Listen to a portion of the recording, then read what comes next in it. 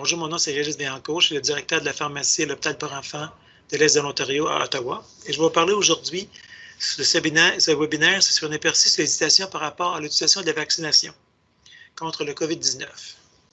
Donc, il y a 3 objectifs à cette présentation aujourd'hui.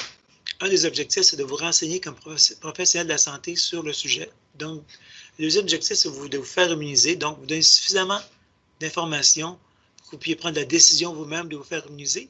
Et la troisième chose, c'est pour devenir compétent à répondre à des questions et aussi gérer l'information par rapport à l'immunisation. C'est important de savoir qu'à date, au Canada, il y a plus de 8 millions de doses du vaccin contre la COVID qui ont été administrées.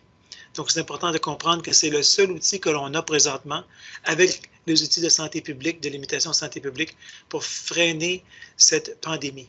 Donc, c'est important que tout le monde collabore pour arriver au but de mettre la pandémie de côté. Malgré toute l'information qui existe sur la vaccination contre le COVID, il y a quand même beaucoup d'hésitation dans la population qui existe.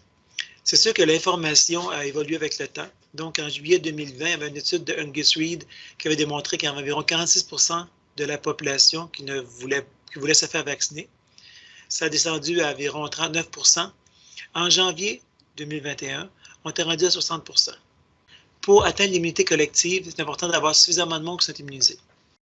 Lorsqu'il y a une autre étude qui a été faite pour évaluer quel genre d'informations qui étaient nécessaires, c'était quoi les facteurs qui vont faire que les personnes vont être immunisées ou pas être immunisées, c'est sûr que l'inquiétude par rapport à la pandémie a un impact significatif. Donc, si vous n'avez aucune inquiétude par rapport à la pandémie, vos chances de ne pas faire immuniser sont à 76%. Donc, dans le sondage, c'est que 3/4 des personnes ne seront pas immunisées s'ils ne sont pas inquiets par rapport à la pandémie.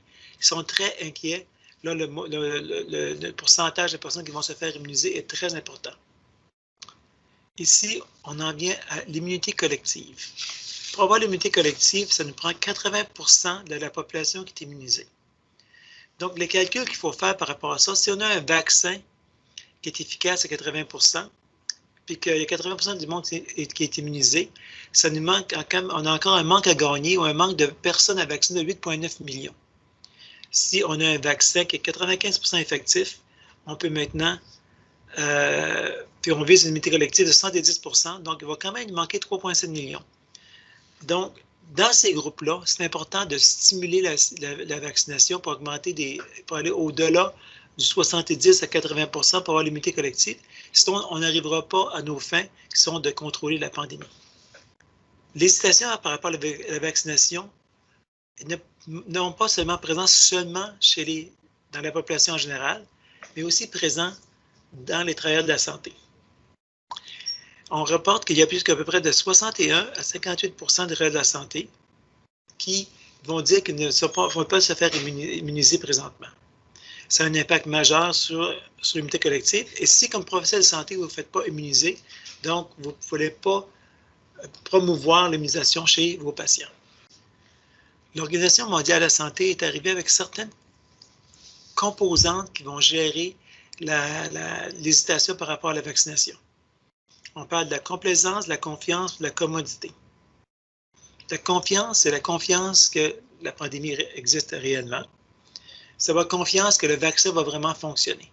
Donc, d'où l'importance de donner l'information par rapport à l'efficacité du vaccin, les différents vaccins qui sont disponibles.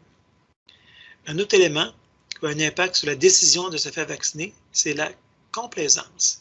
Donc, un peu comme on a parlé tout à l'heure au début de la présentation, si vous considérez que la pandémie, c'est une arnaque, si vous considérez que votre bulle de santé publique que vous avez créée vous protège suffisamment contre le COVID, donc vous n'allez probablement pas vous faire vacciner ou ne pas utiliser l'information pour vous faire vacciner, parce que vous êtes complaisant par rapport au fait que soit que ça n'existe pas, la COVID, un point, ou que votre bulle de santé publique est suffisante.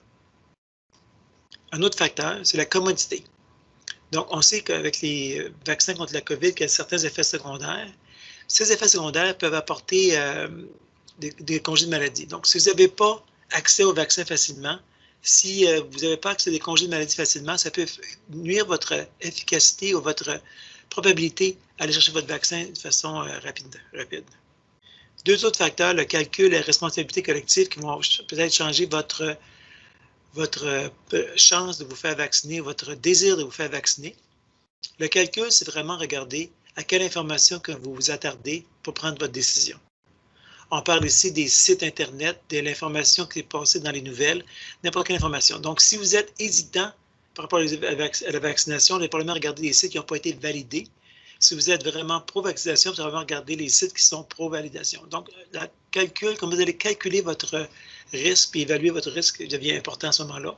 Donc, c'est important de diriger nos professionnels de la santé et nos patients vers des sources qui sont fiables. Et une autre raison de se faire vacciner ou de ne pas se faire vacciner, c'est votre responsabilité collective. Donc, le sentiment que l'individu a par rapport à se faire vacciner, pas pour soi-même, mais se faire vacciner pour les personnes qui l'entourent. Que sait-on à propos de la vaccination, de la communication concernant le vaccin? Comment on communique par rapport au vaccin? Premièrement, il faut gérer les inquiétudes et le déni des patients. Il faut comprendre que le déni ne vient pas de l'ignorance. Ce n'est pas un manque d'ignorance, ce n'est pas un manque d'information, c'est le fait que l'information qui est propagée, qui est communiquée, n'est pas communiquée d'une façon que la personne a l'impression que ça s'applique à elle. Donc, ce n'est pas, comme on dit, de l'ignorance, c'est plutôt le fait qu'on considère que l'information ne s'applique pas à la personne. L'autre facteur par rapport à l'acceptation, c'est vraiment avoir le point de vue de la composante émotive d'utilisation du vaccin. Donc, la composante émotive est importante pour voir les sentiments qui se ressentent par rapport au vaccin, s'il croit, s'il ne croit pas. Il est important de donner l'information exacte par rapport à ça pour gérer vraiment ces émotions qui accompagnent l'utilisation d'un vaccin. Lorsqu'on communique par rapport au vaccin, il y a beaucoup d'informations qui circulent. C'est important que l'information soit simple et que l'esprit essentiel du message soit gardé. D'utiliser des chiffres sont très simples. Comme vous savez, il y a beaucoup de choses à dire sur le vaccin, beaucoup d'éléments à mentionner. Des éléments importants, c'est dire qu'il fonctionne très bien, qu'il est sûr et efficace, qu'il comporte des risques très mineurs par rapport à la maladie et que c'est une solution efficace pour sortir de la pandémie. Donc, tout ça, c'est vraiment l'essentiel qu'il faut communiquer de base par rapport à l'hésitation avec la vaccination. Il faut aussi trouver une façon de simplifier les effets secondaires de ce vaccin. Parce que certains individus vont avoir peur de recevoir le vaccin à cause des effets secondaires. Entre autres, on sait qu'avec la plupart des vaccins contre la COVID, que 8 personnes sur 10 se plaignent de douleur. C'est important de mentionner ça, de mentionner que seulement 1 personne sur 100 vont avoir une douleur sévère. Et on sait que 5 personnes sur 10 se plaignent de fatigue et de maux de tête. On sait aussi que seulement qu'une personne sur 10 qui vont être obligées de prendre de l'acétaminophène ou de l'Advil ou de l'ibuprofène pour contrôler cette douleur-là. Donc, le message à donner, c'est que oui, il y a des effets secondaires, mais que ces effets secondaires, on peut les gérer facilement, soit avec l'Advil, le Tylenol, et qui sont vraiment globalement mineurs dans la majorité des cas. Un autre facteur qui empêche le monde d'aller se faire vacciner, c'est la douleur qui est reliée au vaccin, à la vaccination. On pense qu'il y a dans les études qui ont été faites par rapport au vaccin contre la grippe, il y a environ 16 à 27 des personnes qui vont refuser de recevoir le vaccin à cause de la douleur qui est associée avec l'utilisation d'un vaccin. Comme j'ai mentionné tout à l'heure, c'est important de mettre ça en relief par rapport à la maladie et par rapport au fait que la douleur peut être gérée. Donc, le message est seulement de dire que oui, c'est un facteur important par rapport à la vaccination de la COVID, la douleur, mais c'est un facteur qui est beaucoup plus facile à gérer ou beaucoup plus simple que la maladie elle-même. Mettre ça en relief. Il y a aussi une approche à faire par rapport à le patient qui vient se faire vacciner. Donc, ici, on a les 5 engagements de confort. Donc, développer une stratégie de confort. Donc, c'est gérer les inquiétudes de la personne en partant. On peut aussi utiliser une crème analgésique au besoin.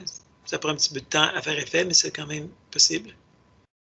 Utiliser un langage simple et positif. Donc, ne pas dire ça va être correct ou ça sera bientôt fini. Plutôt de dire que relaxer, ça va bien, relaxer, vous avez très bien relaxé votre bras. Pensez à de la pensée positive. Ça va aider le patient à se relaxer et à être moins focusé sur la douleur.